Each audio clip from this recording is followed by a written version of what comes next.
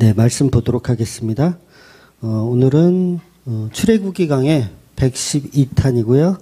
제목은 진영박 회막이라는 제목입니다. 출애굽기 33장 7절에서 11절까지 말씀 보도록 하겠습니다. 출애굽기 33장 7절에서 11절 같이 한 목소리로 보겠습니다. 모세가 항상 장막에 취하여 진 밖에 쳐서 진과 멀리 떠나게 하고 회막이라 이름하니 여호와를 앙망하는 자는 다 진 바깥 회막으로 나아가며 모세가 회막으로 나아갈 때는 백성이 다 일어나 자기 장막문에 서서 모세가 회막에 들어가기까지 바라보며 모세가 회막에 들어갈 때에 구름 기둥이 내려 회막문에 서며 여호와께서 모세와 말씀하시니 모든 백성이 회막문에 구름 기둥이 서 있는 것을 보고 다 일어나 각기 장막문에 서서 예배하며 사람이 자기 친구와 이야기함과 같이 여호와께서는 모세와 대면하여 말씀하시며 모세는 진으로 돌아오나 눈의 아들 젊은 수종자 여호수아는 회막을 떠나지 아니하리라. 아멘. 네, 출애굽기 강에 이제 몇 주 쉬었죠? 몇 주 쉬었나요? 한 주 쉬었나요? 몇 주 쉬었나요? 막 이제 가물가물해요. 그래서 오늘 112탄인데 111탄을 언제 했는지 또 어떤 이야기가 있었는지 네, 가물가물하시죠? 네, 제목도 기억이 안 나실 텐데 111탄은 주의 사자라는 제목으로 말씀을 드렸었습니다. 즉 이스라엘 백성은 황금 송아지를 만들었기 때문에 심판을 받고 진멸을 당해야 되는 것인데 그럼에도 불구하고 하나님은 은혜를 우리에게 부어주시는 거죠. 은혜가 개입되어서 저와 여러분이 진멸당해야 하는데도 불구하고 진멸당하지 않고 은혜를 집어넣어 주시더라는 거예요. 그게 이제 기독교가 말하는 정말 중요한 개념이죠. 그러니까 오전에도 말씀드렸지만 내가 회개해서 은혜를 받는 게 아니라 은혜가 이미 주어져야 회개가 일어나더라는 거예요. 그래서 죄를 지으면 마땅히 벌을 받고 진멸을 당하는 게 맞잖아요. 죄를 지으면. 그래서 우리가 사는 세상에는 다 그 방법이에요. 죄를 지으면 벌을 받고 진멸당한다. 이 세상의 방법이 그렇습니다. 그런데 특이하게 기독교는요. 그럼에도 불구하고예요. 그럼에도 불구하고 은혜를 주시더라. 라는 거죠. 그래서 이 세상을 추구하는 것들은 다 윤리적이며 도덕적인 거, 우리가 학교에서 배우는 거, 그게 바른 세상이라고 우리는 배워요. 그러니까 악한 자는 진멸받고 죄의 대가를 치르는 거. 그러니까 저와 여러분이 세상의 법대로라면 저와 여러분은 그냥 지옥에 가서 거기서 사는 게 세상의 법도예요. 그러니까 엊그저께 누구죠? 그 어린이 성범죄 해가지고 막 조두순 있죠? 그 사람을 누가 이렇게 침입을 해가지고 그 사람을 때렸나 봐요. 그래서 그분이 구속됐다고 TV에 나오는데 이 유튜버가 아니라 이 댓글 다시는 분들이 다 그분 풀어줘라. 조두순은 오히려 잘 때렸다. 오히려 그분 풀어줘라. 막 이런 얘기를 하더라는 거예요. 그러니까 세상이 추구하는 어떤 윤리적이며 도덕적인 거는 죄인은 응징당하는 게 당연한 거로 보는 거예요. 조두순 같은 사람은 그냥 때려 죽여도 된다예요. 어떻게 보면. 그런데 이게 세상의 원리거든요. 이치가 맞아요. 그러니까 조두순을 제가 두둔하는 게 아니라 그런 사람은 혼나야 돼요. 혼나야 되는 게 맞는데 희한하게 기독교는 그 방식이 아니라는 거예요. 혼나야 되는데 안 혼내고 은혜를 주시더라는 거예요. 이게 기독교라는 거죠. 그래서 아무리 악하게 살아도 회개하며 예수를 믿은 사람에게는 구원이 주어지는 게 기독교라는 거죠. 참 이상하죠? 참 이상한데 이게 기독교라는 거예요. 그래서 저도 이런 얘기를 안 하면 좋거든요. 안 했으면 좋겠어요. 그냥 나쁜 짓을 하지 마세요. 나쁜 짓 하면 지옥 갑니다. 이게 얼마나 편해요. 이런 설교를 하는 게. 그런데 나쁜 짓을 했는데도 불구하고 하나님이 은혜를 주셔서 살려주시고 막 이렇게 납득되지 않은 이야기를 설명하려니 힘들잖아요. 제가. 얼마나 힘들겠어요. 근데 성경이 다 그 얘기를 하더라는 거죠. 죽어 마땅한 자를 죽이지 않고 살려주시더라는 거예요. 그래서 아무리 악하게 살았어도 은혜 받은 자는 살더라는 겁니다. 세상 사람들은 그런 말도 안 되는 교리를 좋아할까요? 싫어하는 게 당연한 거예요. 아니, 마저 죽어야 할 죄인들은 죽어야지. 왜 살려줘? 하고 싫어하는 거예요. 그러니까 예수님이 오셔서 뭐라고 얘기해요? 나를 믿으면 죽어도 산다. 아무리 죄인이라도 나를 믿으면 천국 간다. 이 얘기를 하니까 세상의 이치하고 맞지 않는 거예요. 그러니까 어떻게 해야 돼요? 이상한 얘기 하지 마. 그러면서 그 예수를 십자가에 달아서 죽이더라는 거예요. 엉뚱한 얘기 하지 마. 세상의 이치는 그렇지 않아. 세상의 이치는 죄인은 죽어서 진멸하는 게 맞는데 자꾸 은혜를 설명하는 거예요, 예수님은. 왜 자꾸 은혜를 설명하냐고 그러면서 그 예수를 십자가에 못 박아 죽이더라는 거죠. 그러니까 세상의 논리와 다른 복음을 예수님은 말씀하시더라는 거예요. 그래서 대다수의 사람들은 이런 기독교적 논리를 부정하는 게 맞아요. 그러니까 세상 사람들은요, 기독교 교리를 이야기하면 부정해야 그게 정상적인 세상 사람인 거예요. 그러니까 저와 여러분이 오히려 비정상적인 이 사회와 다른 이치를 가지고 있는 구별된 사람들이라는 거죠. 그래서 세상의 논리는 권성징악 같은 거를 선호하죠. 그런데 진리는 예수님의 말씀이신 은혜를 통해서 구원을 받는다고 설명을 하는 거예요. 마가복음을 보겠습니다. 마가복음 16장 15절 16절을 보면 같이 읽을게요. 또 이르시되 너희는 온 천하를 다니며 만민에게 복음을 전파하라. 믿고 세례를 받는 사람은 구원을 얻을 것이요 믿지 않는 사람은 정죄를 받으리라. 벌써 이게 말도 안 되는 소리를 예수님이 하시는 거예요. 믿고 세례를 받는 자는 구원을 받고 믿지 않는 자는 정죄를 받는데요. 정죄는 누가 받아야 돼요? 조두순이 받아야 되죠. 그런데 그 기준을 예수님이 지금 바꿔버리신 거예요. 조두순이 정죄를 받을 사람이 아니라 예수님을 안 믿는 사람이 조두순 같은 사람이라는 거예요. 말이 돼요? 말이 안 되니까 우리가 기독교를 그렇게 싫어하는 거예요. 그러니까 기독교는 이런 권선징악의 기준이 아니라는 거예요. 선악의 기준이 아니라는 거예요. 예수를 믿느냐 안 믿느냐가 기준이 되더라는 거죠. 그래서 모든 인간은 세상을 떠나는 날 심판을 받잖아요. 근데 다 권선징악으로 심판을 받는다고 믿고 있어요. 많은 사람들, 모든 종교가 다 그걸 가리켜요. 착하면 칭찬받고 악하게 살았으면 벌을 받는다. 다 모든 종교가 그걸 가리킵니다.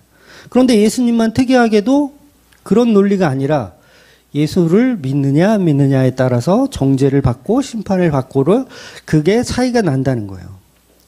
그래서 요한복음 16장 9절이 뭐라고 합니까? 죄에 대하여라 함은 그들이 나를 믿지 아니하며 라는 거예요. 죄의 기준이 나를 믿고 안 믿고라는 거예요. 이런 말을 하니 이게 이치가 안 맞잖아요. 그러니까 예수님은 참 죽을만 해요. 예? 생각해 보세요. 이런 이치에 안 맞는 말을 유대인들에게 그렇게 했으니 어떻게 살 수가 있어요?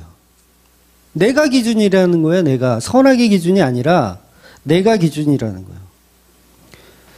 그래서 예수님의 십자가 보혈이 기준이고 이 보혈로 인해서 구원받을 자와 구원받지 않을 자가 나뉘어진다는 거예요. 그래서 그 보혈만이 은혜의 기준이라고 설명하는 거죠. 결국 우리가 구원을 받는다는 것은 우리가 착하게 살면서 열심히 충성봉사하여서 마치 슈바이처 같은 그런 인생을 살아서 구원을 주어지는 것이 아니라 인간들이 생각하는 기준, 착하다, 악하다, 이게 전혀 중요하지 않다는 거예요. 여러분도 세상에서 살잖아요. 다 세상을 살면서 아마 여기 보시면 성품 자체가 굉장히 선한 성품을 가진 분도 있고 굉장히 악한 성품을 가진 분도 있을 거예요. 그렇지 않나요? 다 착한 분들만 있나요? 악한 성품을 가진 분도 더러 있어요. 그런데 예수님의 보혈의 피는 동일하게 덮인다는 거예요. 그런 잣대와 상관없이. 그러니까 교회에서 막 너가 뭐 덜 착하니 네가 더 나쁘니 그건 의미가 없는 거예요, 사실. 그래서 예수님의 은혜가 개입된 사람이 착한 사람이에요. 네, 쉽죠? 예수님의 은혜가 개입되면 착한 사람이에요. 그러니까 뭐 조두순을 얘기해서 죄송한데 조두순도 정말 예수님을 믿는다면 그분도 착한 사람이 되는 거예요. 그 개념인 거예요. 즉 하나님의 언약적 선택에 묶임받은 백성들은 그들이 어떤 일을 하든 상관없이 그냥 은혜가 주어지더라는 거예요.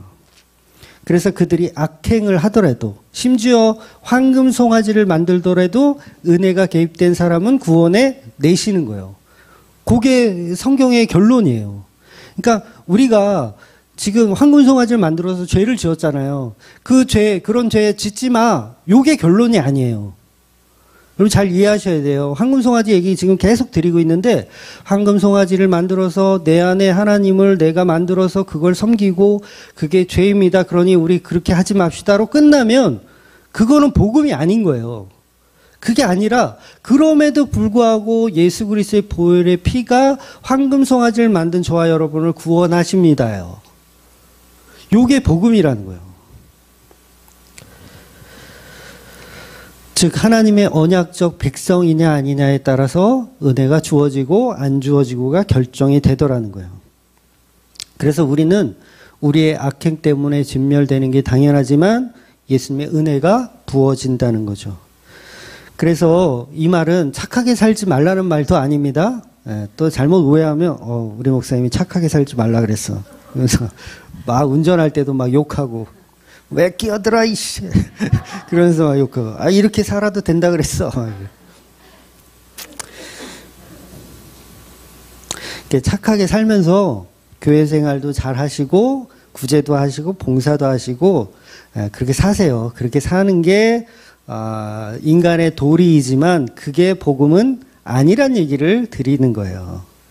그 인간의 은혜 중심, 인간들이 만들어내는 어떤 무엇이 아니라 예수 그리스도의 십자가 은혜로만 우리는 의인이다라는 칭함을 받더라는 거예요. 그렇게 예수님을 통해서 회복을 말씀하시는 내용, 이게 성경 전체의 본질입니다. 그러니까 황금 송아지를 이스라엘 백성이 만들었잖아요. 왜 만들었을까요? 자기가 만든 하나님이에요. 한마디로 나 잘 먹고 잘 살기 위해서 만든 황금 송아지였어요. 그래서 진멸당해야 마땅함에도 불구하고 보혈의 은혜가 그들에게 덮이더라는 거죠. 그래서 하나님은 예수님이라는 말씀이 육신되어 오신 그 분이, 인자이신 그분이 은혜로 이 땅에 오셨다라는 것을 설명해 주는 거. 그게 이제 주의 사자, 지난주에 봤던 주의 사자의 개념이고 그 약속의 땅을 허락해 주신다라는 개념을 설명하는 거예요. 그래서 이것이 이제 지난주 말씀인데 그 중에서 지난주 말씀 중에서 중요했던 게 뭐냐면 여호와 하나님께서 무슨 얘기를 하시냐면 나는 너희와 같이 가지 않겠다. 요 말씀을 하시더라는 거예요. 요게 지금 중요한 포인트예요. 그 이유는 하나님이 함께 가시면 이스라엘 백성들은 또 죄를 짓잖아요. 지을 거잖아요. 그럼 어때요? 하나님의 진노를 피할 수가 없죠. 결국 하나님이 함께 가시면 이스라엘 백성들은 100% 진멸당해요. 왜냐하면 계속 인간들은 회개한 것 같으면서도 또 황금송아지 또 만들어요. 다 믿는 것 같은데 안 그럴 것 같은데 또 돌아서면 황금송아지를 또 만들더라는 거예요. 그러니까 하나님이 같이 갔다가는 나만 할 인간이 없는 거죠. 그래서 하나님 같이 안 가시는 거예요. 그래서 주의 사자를 보내서 그 주의 사자를 통해서 약속의 땅에 들어가는 방식. 이게 바로 예수님 방식인 거예요. 하나님이 직접 오셔서 이 땅을 심판하시는 것이 아니라 말씀이 육신되어 오신 그 예수가 이 땅에 오셔서 그분을 통해서 구원을 이루어내시는 방식. 그래서 하나님의 개입은 주의 사자의 방식이에요. 그리고 그 임재의 방식으로 표현하는 거예요. 이걸 성육신이라고 하는 거죠. 그래서 오늘 본문에 보면 모세가 하나님과 친구처럼 대면하여 봤다라고 표현하죠. 이 부분이 신학적으로 굉장히 이게 어려운 난제예요. 하나님의 대면할 수 없는데 하나님 분명히 나를 보면 너네들은 나의 영광으로 인해서 다 죽을 텐데 하나님의 대면하여 봤다는 표현을 오늘 본문이 하는 거예요. 그러니까 이 얘기는 뭐냐면 주의 사자의 개념, 그러니까 내가 너와 함께 가지 않지만 누군가를 통해서 함께 가겠다는 그 말씀을 하시는 거거든요. 그러니까 주님과 대면하여 봤다라는 그 말은 바로 성육신하신 예수님과 함께 했다라는 표현으로 이해를 하시면 돼요. 어렵지 않죠? 그러니까 회막을 만들었는데 모세가 회막을 만들었는데 그 회막 안에 누가 오셨다? 예수님이 오셨다라고 이해하시면 되는 거예요. 모세는 하나님 보면 죽어요. 저와 여러분 하나님 보면 죽어요. 근데 봐도 안 죽는 하나님이 있어. 그분이 누구예요? 예수님이잖아요. 예수님. 그래서 성육신하신 그 예수님과 독대했다라는 표현으로 해석하고 이해하시면 깔끔합니다. 도대체 예수님은 성육신을 몇 번 하는 거냐? 뭐 이렇게 따지면 그런 분한테는 이제 너무 지식적인 분이라 할 말이 없어요. 성육신을 한 번 해야 된다는 조건이 있나요? 아니에요. 계속 우리와 함께 하시는 분이세요. 하나님이 우리와 함께 하신다? 그분은 예수 그리스도예요. 그래서 지금은 예수님이 우리와 함께 하시는데 어떤 형태로 함께 하시죠? 성령을 통해서 함께 하시는 거예요. 이해가 되시기를 믿습니다. 그래서 예수님은 계속 성육신 하시는 게 맞아요. 우리 가운데 계속 내려오시는 거예요. 그러니까 사도 바울한테도 오셨잖아요. 승천하시고 올라가셨는데 왜 또 오셨어? 계속 성육신 하시는 거예요. 그 사랑하는 자에게 복음을 심어주기 위해서 계속 나타나시는 거예요. 물론 성경이 완전히 완성된 지금은 그런 현상이 일어나진 않아요. 그건 이제 알고 지나가셨으면 좋겠어요. 그래서 하나님이 독대했다, 모세와 독대했다라는 얘기는 바로 그 본질적인 하나님이 현현한 것이 아니라 예수 그리스도의 성육신의 모습으로 이 땅에 오셔서 모세와 대면했다라고 표현하는 거예요. 그래서 거기에 하나님의 임재, 구름 기둥이 나타나는 거예요. 구름 기둥은 원래 이런 회막에 나타나지 않아야 되는데 회막에 나타나고 있는 거예요. 그래서 우리는 여호와 하나님이 함께 하심이 아니고 그보다 먼저 예수님의 십자가로 이루신 그 예수님, 그 보혈의 예수님, 성육신의 예수님과 독대하는 거예요. 그러니까 우리가 믿는 건 하나님을 믿는 게 아니라 예수님을 믿는 거예요. 그런데 기독교가 그렇잖아요. 보혈의 피는 믿지도 않으면서 하나님과 늘 함께 해달라고 그러죠. 저와 여러분이 하나님 나와 함께 해 주시옵소서 그러면 그건 나 죽겠다는 얘기예요. 이해가 되세요? 지금 이스라엘 백성이잖아요. 나는 이스라엘 백성인데 하나님 나와 함께 하여 주시옵소서 이러면 그럼 난 어떻게 되는 거야? 조금만 뭐 잘못해도 바로 진멸. 또 이게 또 한쪽으로 또 황금송아지 만들고 있어 막. 그럼 또 진멸. 그래서 우리가 하나님과 함께 하신다는 그 표현 속에는 뭐가 있어야 되냐면 예수 그리스도를 통한 함께 하심. 예수 그리스도의 영, 성령을 통한 함께 하심. 하나님의 말씀, 성경을 통한 함께 하심. 그렇게 이해를 하셔야 돼요. 무턱대고 그냥 하나님 나와 함께 해달라고 하면 우린 죽는 거예요. 그러니까 하나님이 함께 하시면 시한폭탄을 여기 목에다 메고 사는 거랑 똑같죠. 수틀리면 바로 진멸이니까 마음으로 음욕을 품었다. 그럼 바로 이 시한폭탄 터지는 거 아니에요. 그래서 하나님 저와 함께 해 주시옵소서라는 표현 속에는 반드시 예수 그리스도의 성육신이 포함되어 있어야 한다는 겁니다. 그걸 다른 말로 성령 충만이라고 그러는 거예요. 성령 충만하다 이 말은 여호와 하나님이 나와 동행한다라는 표현이 아니라 예수의 영이 예수의 말씀이 나와 함께 하신다는 거예요. 그걸 성령 충만이라고 하는 거예요. 그래서 하나님이 함께 하시면 우리는 하루에도 12번씩 죽어요. 진멸당합니다.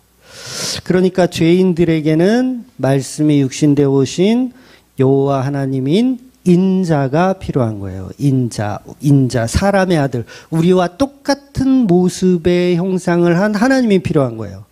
하나님이 하나님의 형상으로 우리를 찾아오면 우리는 녹아져서 죽어야 되는데 우리와 같은 인자의 모습으로 오신 그 예수님이 오셔야 함께 하시는 게 돼버린다는 거죠. 그래서 우리가 예수님을 만나도 성령을 만나도 우리의 입술의 고백은 늘 뭐가 돼야 되냐면 하나님 나와 함께하여 주시옵소서가 아니라 나는 죄인으로소이다. 나를 떠나소서. 이런 고백을 해야 돼요. 그러니까 하나님 나와 함께하여 주시옵소서가 아니라 하나님을 만나면 저는 죄인으로소이다. 나를 떠나소서. 이런 고백을 하는 게 기초예요, 기초. 근데 그런 기초도 전혀 모르는 상태에서 그냥 하나님 나와 함께 하셔서 내게 능력을 주셔서 내가 하는 모든 것을 하나님 책임져 주시고 우린 다 그렇게 생각하고 있잖아요. 그런데 믿음의 기본은 나는 죄인으로소이다. 나를 떠나소서라는 고백이 이제 믿음의 출발이라고 할 수 있는 거예요. 그래서 베드로에게도 베드로가 예수님 처음 만났을 때도 그 고백을 하는 거예요. 나는 죄인으로소이다. 나를 떠나소서. 그런데 전부 우리는 하나님이 함께 하시는 것만 그냥 좋아해요. 자기가 죄인인 걸 모르는 거죠. 그러니까 날마다 우리는 하나님이 함께 하시면 진멸당해야 하는데 하나님은 그렇게 함께 하시지 않고 말씀이 육신되어서 함께 하신다는 거죠. 예수님의 영으로. 그래서 오늘날 성령이 우리와 함께 하신다는 것은 성경이 말하는 복음을 이해하는 것과 같아요. 그러니까 성령을 받은 사람만요, 복음을 이해하게 되어 있어요. 안 그러면 이해를 못 합니다. 그래서 그 복음의 결론은 예수 그리스도의 십자가밖에는 없는 거예요. 그래서 예수님의 보혈의 피가 나와 함께 하여 주시옵소서. 이게 맞는 거예요. 하나님 나와 함께 해주세요가 아니라 예수님의 보혈의 피가 나와 함께 하여 주시옵소서가 돼야 되는 거예요. 그래서 날마다 십자가에 죽노라. 날마다 십자가와 동행하노라. 이게 성도들의 고백이 돼야 되는 거예요. 근데 전부 하나님 우리와 함께 하시오니 내 능력이 넘치나이다. 이러고 있잖아요. 그래서 오늘 본문은 하나님이 우리와 함께 하시지 않고 진영 밖에 회막에 임하시는 거예요. 요 개념이 중요한 거예요. 우리 가운데 임하시는 게 아니라 진영 밖에, 우리 무리 가운데 밖에 임하는 하나님을 오늘 본문이 표현하고 있어요. 왜 진영 밖에 임한다고요? 진영 안에 임하면 우리는 다 죽어야 되니까 진영 밖에 임하시는 거예요. 요걸 예수 그리스도라고 표현하는 거예요. 그래서 이스라엘 백성의 진영 속이 아닌 중보자 모세가 있는 진영 속, 이걸 이제 회막이라고 지금 표현하고 있어요. 거기에 친구이신 여호와 하나님이 만나주시는 거예요. 모세를 만나주시는 거. 하나님의 영, 예수님이 오셨다고 보는 거죠. 이렇게 하나님은 인간의 죄로 인간들의 중심인 진영이 아닌 다른 곳에, 인간의 죄가 개입되지 않은 곳에 하나님이 임하시는 거예요. 결국 하나님은 인간이 원하는 곳에 임하지 않습니다. 이게 중요한 거예요. 하나님이 좀 여기 좀 임했으면 좋겠는데 거기 안 임하신다는 거예요. 인간이 원하는 곳에 임하지 않고 하나님은 하나님이 원하는 곳에 임하세요. 그래, 인간들이 원하는 곳은 다 죄로 가득한 곳이잖아요. 우리가 하는 기도 자체가 벌써 보면 전부 죄로 가득한 기도 아니에요? 차라리 기도를 안 하니만 못한 기도를 해요, 우리가. 하나님 여기 오셔서, 여기 능력 주셔서 무슨 일을 다 해결해 주시옵소서라는 식이에요. 그러니까 우리가 복음을 알면, 복음을 좀 알았더니, 목사님 기도할 게 없는데요? 이거 기도 안 하면 죄를 짓는 거 아닌가요? 이런 질문 많이들 하시잖아요. 그 말이 나온다는 얘기는 그동안 나를 위한 기도만 잔뜩 했다라는 거예요. 나의 정욕을 쓰기 위한, 나를 위한 기도만 잔뜩 했기 때문에 목사님 기도할 게 없는데요. 이런 얘기를 하더라는 거예요. 그러니까 평생을 죄로 가득한 기도만 했던 거죠. 그러니까 황금 송아지를 만들어 놓고 이 황금 송아지에 하나님 임하여 주시옵소서, 요런 기도만 평생을 한 거예요. 그러니까 이 황금 송아지가 다 부셔지고 깨졌어. 그러니까 이게 기도할 데가 없네? 기도할 게 없네? 황금 송아지가 부서지니까? 그러면 뭔가 하긴 해야 되는데 우리는 어디다가 예배를 해야 되는 거야? 황금송아지 있으면 황금송아지에게 절하고 황금송아지에 복을 달라고 하면 되는데 이거를 모세가 와가지고 다 깨부셨단 말이에요. 그럼 우리는 어떻게 해야 되는 거야? 이거 할 데가 없잖아요. 그러면 목사님한테 전화해서 목사님 기도할 게 없는데 이래도 되는 건가요? 라고 질문하더라는 거예요. 그러니까 허전한 거죠. 황금송아지가 있다 없으니까 허전한 거예요. 도대체 어디다가 예배를 드려야 되는지, 어디다가 기도를 해야 되는지. 그런데 황금송아지가 사라진 그 자리에 하나님의 영이 임하는 게 아니라 진영박 회막에 하나님이 임재하시더라는 거예요. 그래서 우리는 그동안 너무 엉뚱한 황금송아지 앞에 그 앞에 예배하고 기도하고 신앙생활을 했다라는 거예요. 그래서 하나님이 그런 우상 숭배하는 자들을 진멸하시는 거예요. 진멸하시는 거. 그런데 어떻게 해요? 진멸할 수는 없잖아. 계속 다 죽여버릴 수는 없잖아. 그래도 은혜를 개입해 주셔야 하잖아요. 왜? 무엇 때문에? 언약이 있으니까. 아브라함의 언약, 이삭의 언약, 이런 언약들이 있으니까 뭔가 좀 해 주셔야 되는데 이것들 안에는 지금 임재할 수가 없겠고 바깥에 임하는 거예요. 바깥에, 진영 밖에.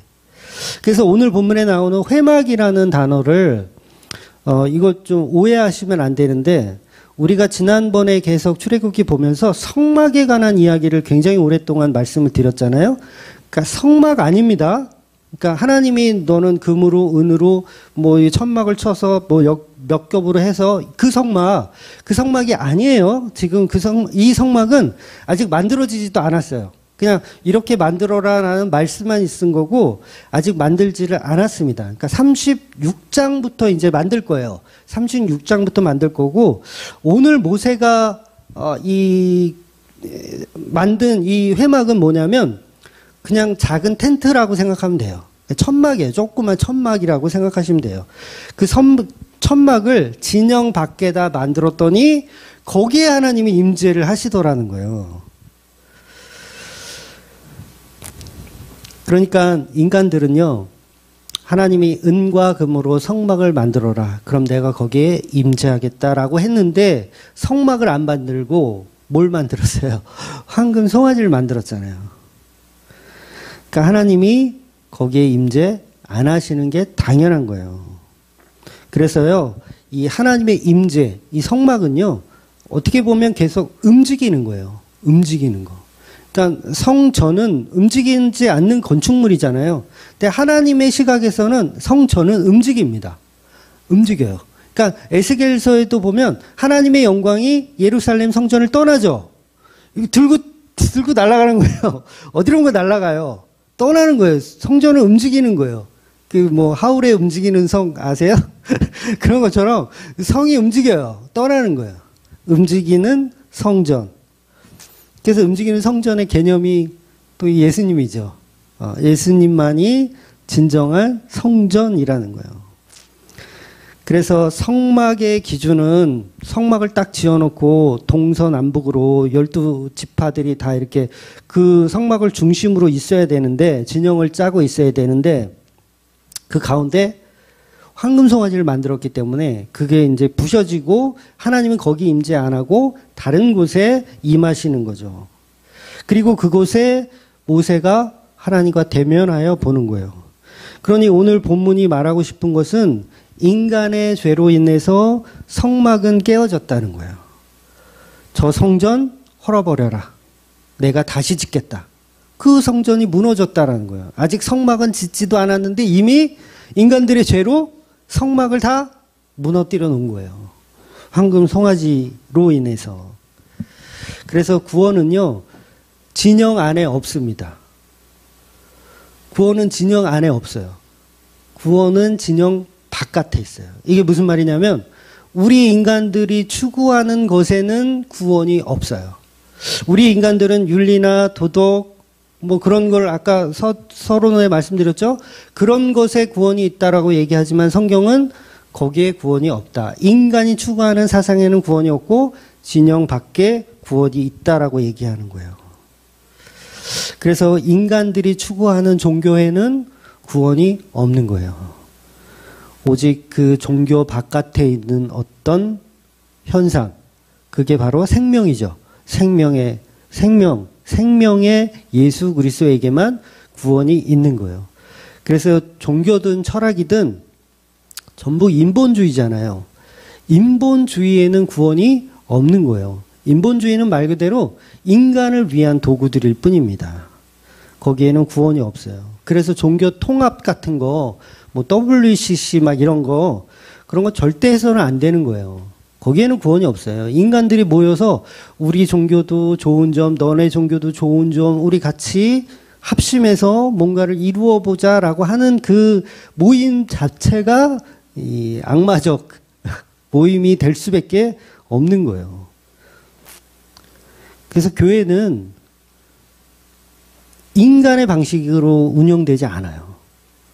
오직 성경의 방식대로만 운영됩니다. 그리고 교회는요, 진짜 예수 그리스도의 몸된 교회는요, 정부의 간섭도 사실 받을 필요가 없어요. 제가 감히 말씀드려요. 지금 코로나 더 심해져가지고, 이제 어제부터 이제 거리두기 시작했죠. 그래서 교회는 좀, 제가 이렇게 봤더니, 교회는 70% 지금 제한됐거든요. 70%, 그러니까 뭐 방역 안 받은 사람 포함되면 30%였나?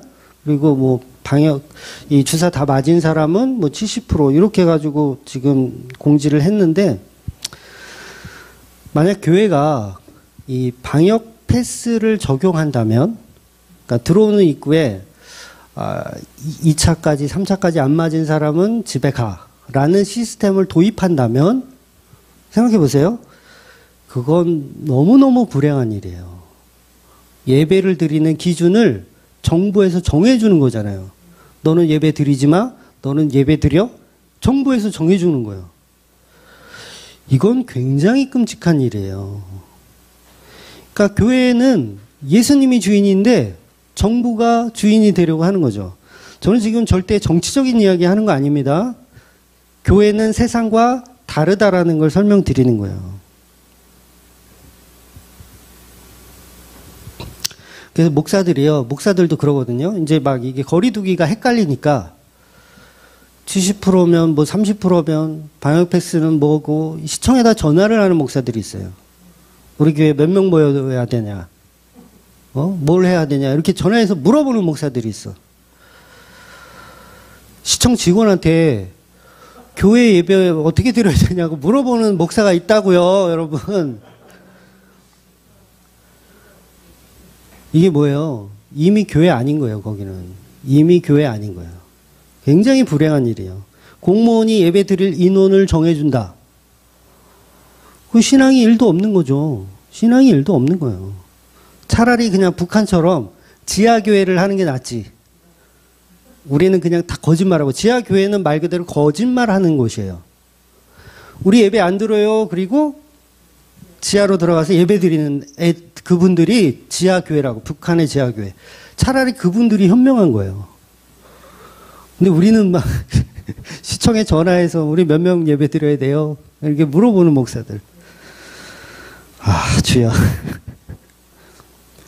과연 그 교회에서 어떤 복음이 전해질까? 저는 의심스럽습니다.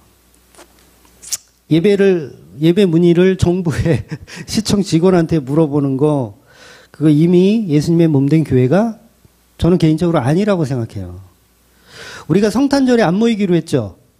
근데 잘 이해하셔야 돼요. 정부에서 너네 성탄절 모임 하지 마. 그래서 안 하는 게 아니에요. 교회 자체 내에서 안 하는 게 더 낫겠다라고 판단을 해서 안 하는 거예요. 오해하지 마세요. 아, 우리 목사님이 결국 정부의 탄압에 못 이기고 성탄절 예배를 없애셨구나. 아니요, 그렇지 않아요. 그런 게 아니라 교회는 교회가 결정하는 거예요. 교회들이 결정하는 거지, 그걸 시청 직원한테 물어봐서 우리 성탄절 예배 드려도 되나요? 뭐 밥 먹어도 되나요? 그런 걸 물어보는 곳이 아니라는 거죠. 그러니까 밥 먹고 안 먹고는 교회가 결정하는 거예요. 앞으로도 마찬가지입니다. 정부 방침이 어떻게 나오든 저는 그거에 별로 관심 없어요. 그냥 우리 교인들이 코로나에 안 걸리고 건강하게 예배 잘 드릴 수 있는 방법을 찾아가는 거지 정부에 소속되어서 그분들의 말에 따라서 교회를 운영하는 것이 아니라는 거예요. 절대 정치적 발언 아닙니다. 오해하지 마세요. 어차피 여당이나 야당이나 이번만큼 정말 개인적으로 30년 가까이 선거를 해봤지만 이번만큼 찍을 사람 없는 선거도 없더라고요. 그래서 제가 쓸데없는 얘기를 좀 했지만 그래서 구원은 세상 밖에서 이루어진다는 거예요. 인간들의 무리들 밖에서 이루어진다는 거. 성도는 진영 밖에 계신 그 이루심의 눈을 들어보는 거예요. 진영 밖을 눈을 들어보는 거예요. 저기 모세가 저기 간다. 저 해막에 구름 기둥이 임하셨네. 그걸 보는 거예요. 그걸 보는 사람들. 진영 안에 있는 사람들끼리 수군거리는 게 아니라 예수를 바라보는 거죠. 진영 밖에 계신 그분, 바로 예수 그리스도죠. 그래서 오늘 본문은 진영 밖에서 구원을 이루어내시는 예수 그리스도를 표현하는 본문이에요. 이걸 성육신이라고 하고 오늘 모세가 대면하여 보신 그분이 바로 예수 그리스도를 대면하여 본 거예요. 바로 친구이신 예수님. 그러니까 하나님이 인간하고 친구가 되려면 어떻게 해야 돼요? 하나님이 인간이 되셔야 돼요. 이게 인자라고 표현하는 거예요. 내가 사람인데 개미하고 친구가 되고 싶어. 그럼 제가 개미가 돼야 돼요. 사람으로 개미하고 친구가 되려면 친구가 될 수가 없어요. 어머, 실수해가지고 밟았는데. 어머, 나는 좀 먹을 것 좀 줄라 그랬는데 내가 좀 비스켓에 깔려 죽었네. 그러니까 친구가 되려면 내가 개미가 돼야 되는 방법밖에 없는 거예요. 그래서 하나님은 우리 인간들과 친구가 되기 위해서 인자, 사람의 아들로 이 땅에 오셨다는 거죠. 그래서 우리는 성막에 계신 하나님을 기다렸어야 되는데 기다리지 못하고 성막 대신 황금송아지를 만들었기 때문에 예수님은 다른 데 임하시는 거예요. 그래서 다른 데 임한 그 예수님을 죄인들은 어떻게 해요? 부정하죠. 왜 우리 가운데 임하지 않으세요? 그리고 부정하는 거예요. 그러니까 유대인들이 왜 우리 가운데 우리가 만들어 놓은 성전에 임하시지 않고 왜 다른 곳에 임하나? 그래서 예수를 죽이는 거죠. 그래서 여전히 황금 송아지가 진짜라고 우기는 사람들이 있더라는 거예요. 아직까지도. 그래서 이건 유대인들만의 얘기가 아니라 저와 여러분들의 얘기라는 거죠. 한국교회 전체에게 주시는 말씀이기도 한 거예요. 여전히 우리는 황금 송아지를 만들고 그걸 하나님이라고 우겨요. 예, 굉장히 잘 우겨요. 아직도 우겨요. 그리고 말씀이 육신되어 오신 예수님은 진영 밖으로 던져버리는 거예요. 그래서 여전히 예수님은 던져버리고 황금 송아지를 쓸고 닦고 향수 뿌리고 열심히 그러고 계셨죠? 아니에요. 금덩어리 더 받쳐서 황금 송아지 더 커져라. 네? 더 받쳐야 더 커지잖아요. 금덩어리 더 받쳐야. 더 크게 황금 송아지 만들어 놓고 황금 송아지한테 만나 주세요. 메추라기 주세요. 파 주세요. 마늘 주세요. 왜 이러고 있잖아요. 더 크게. 만사형통 주세요. 근데 실제로는 거기에 예수님이 없고 진영 밖에 계시더라는 거예요. 즉 인간들은 황금 송아지라는 죄 때문에 진짜 하나님을 죽이더라는 거예요. 히브리서 13장 11절에서 13절을 한번 볼게요. 히브리서 13장 11절. 이는 죄를 위한 짐승의 피는 대제사장이 가지고 성소에 들어가고 그 육체는 영문 밖에서 불사름이라. 그러므로 예수도 자기 피로써 백성을 거룩하게 하려고 성문 밖에서 고난을 받으셨느니라. 그런즉 우리도 그의 치욕을 짊어지고 영문 밖으로 그에게 나아가자. 저 히브리서 기자가 오늘 본문을 정리를 해주고 있어요. 우리가 읽은 출애굽기 본문을 정리해 주는 거예요. 그러니까 히브리서 기자는 예수 그리스도의 피가 성문 밖에, 진영 밖에 버려져 고난을 받아 죽으셨다라고 표현하는 거예요. 그러니까 예수님은 성전에 있는 예루살렘에서 죽으신 것이 아니라 예루살렘 밖으로 벌어져요. 그래서 골고다 언덕을 올라가셔서 밖에서 죽으시는 거예요. 십자가는 예루살렘 안에서 죽는 게 아니라 밖에서 죽는 겁니다. 그래서 이걸 레위기서 같은 데 보면 이걸 속죄제라고 표현하거든요. 속죄제. 짐승들을 진영 밖으로 보내서 불살라 죽이는 방식이 속죄제의 방식이에요. 그 모형이 예수 그리스도의 십자가를 표현한 거죠. 그러니까 진영 밖으로 걸어가시는 예수님을 표현하는 거예요. 그래서 모세가 보세요. 지금 진영 안에 있다가 텐트를 막 주섬주섬 해가지고 거기를 막 밖으로 들고 가. 한번 상상을 한번 해보세요. 뭔가를 지금 막 텐트를 치려면 그래도 뭐고 장비가 있어야 되잖아. 그거를 막 짊어지고 혼자 어디론가 지금 진영 밖으로 질질질 끌고 가는 거예요. 이게 누구 표현하는 거예요?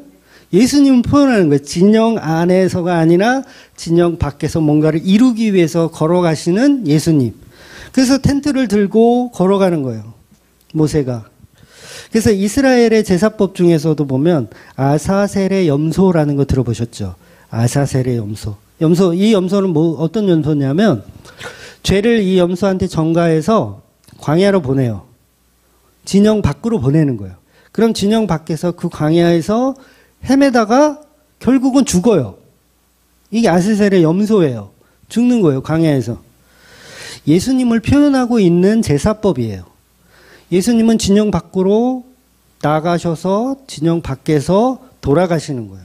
이걸 속죄제라고 하는 거예요. 그러니까 아사셀의 염소도 속죄제의 한 방식이에요. 그러니까 포도원 농부의 비유에서도 포도원 주인의 아들을 죽이잖아요. 그때 이 죽인 이 아들을 어디다 버릴까요? 포도원 안에 묻을까요? 진영 밖으로 던져버리는 거예요. 요게 다 성경은 다 동일한 얘기를 하는 거예요. 진영 밖에서 죽으시고 진영 밖에서 하나님이 임하신다라는 걸 표현한 거예요. 이렇듯 예수님은 이 세상에 오셔서 황금 송아지로 인해 누명을 쓰시고 진영 밖으로 버려지시는 거예요. 그러니 하나님은 말씀이 육신되어 오셔서 세상에서 외면당해 마저 죽은 그 예수가 계신 곳에 구름 기둥이 임하는 거예요. 거기에 하나님이 임하시는 거예요. 예수님에게 십자가에게만 하나님이 임하시는 겁니다. 이렇게 예수님은 진영 밖으로 버려지는 십자가를 통해서 저와 여러분의 친구가 되어주시는 거예요. 성경이 이야기하는 친구의 개념이 뭐였습니까? 우리가 요한복음에서 봤지만 친구의 개념은 친구를 위해 목숨을 버리는 자가 친구다. 이런 표현 하잖아요. 요한복음 15장 13절 사람이 친구를 위하여 자기 목숨을 버리면 이보다 큰 사랑이 없나니 즉 진영 밖에서 저와 여러분의 친구가 되어주신 분이 바로 성육신하신 예수님이라는 거예요. 그래서 오늘 본문의 진영 밖 회막에 하나님의 임재가 일어나는 것, 모세가 질질질질 끌고 진영 밖으로 나가는 그 일을 왜 하고 있어요? 이스라엘 백성을 구원하기 위한 어떤 제스처를 취하고 있는 거예요. 하나님이 그러거든요. 나는 너희와 함께 가지 않겠다. 그럼 뭐예요? 우리 다 진멸당해야 되는구나. 그래서 그걸 해결할 수 있는 유일한 방법을 모세가 표현하고 있는 거예요. 질질질질 끌고 가는 그 모습으로. 그래서 그 황금 송아지를 이제 부시고 그 황금 송아지를 대신할 수 있는 텐트, 대신할 수 있는 회막을 모세가 끌고 이 진영 밖으로 떠나가는 거죠. 그때 유일하게 이 모세를 돕는 이가 있어요. 본문에 나오는 젊은 추종자 여호수아가 등장하는 거예요. 그래서 여호수아는 어떤 사람이죠? 황금 송아지 안 맞는 사람이에요. 유일하게 이스라엘 백성 가운데 황금 송아지와 무관한 어떤 젊은 추종자가 등장하는 거예요. 바로 예수 그리스도를 예표하는 사람이에요. 그 사람이 지금 질질질질 끌고 질질, 예, 질질질이라는 표현이 잠을 확 깨게 하죠. 예, 질질질 끌고 진영 밖으로 가시는 거예요. 그래서 그 일을 모세와 여호수아가 하고 있는 거죠. 그래서 그 안에 하나님이 임하시는 거예요. 그래서 그걸 회막이라고 표현하는 거예요. 그래서 우리의 예수님께서 주시는 진영 밖의 은혜 말고 우리는 우리 가운데서 진리를 찾으려고 하면 못 찾아요. 없어요. 예수님의 보혈 안에서만 진리를 찾을 수가 있습니다. 그런데 아직도 우리는 황금 송아지의 조건을 보면서 거기서 신앙하고 있다면 거기서 빠져나오셔야 돼요. 어떻게 해야 돼요? 질질질 끄고 진영 밖 회막으로 저와 여러분이 가야 돼요. 인간들 가운데는 구원 없습니다. 저는 그거를 믿습니다. 저에게의 구원은 오직 버려진 회막에만 있습니다. 저는 그곳으로 가겠습니다. 질질질 끌고 가는 그 모세와 여호수아의 모습을 발견하셔야 된다는 거예요. 그래서 그런 사람에게만 하나님이 친구가 되어 주신다는 거예요. 그러니까 저와 여러분이 예수님을 믿는다는 건 예수님이 저와 여러분을 위해 친구가 되기 위해서 성육신도 하시고 자기 목숨을 내어주어서 친구를 이루시는 그 예수님이라는 거죠. 그로 인해서 하나님의 은혜가 얼마나 큰지를 날마다 묵상하며 살아가시는 저와 여러분이 되시기를 주의 이름으로 축원드리겠습니다. 아멘. 기도하겠습니다.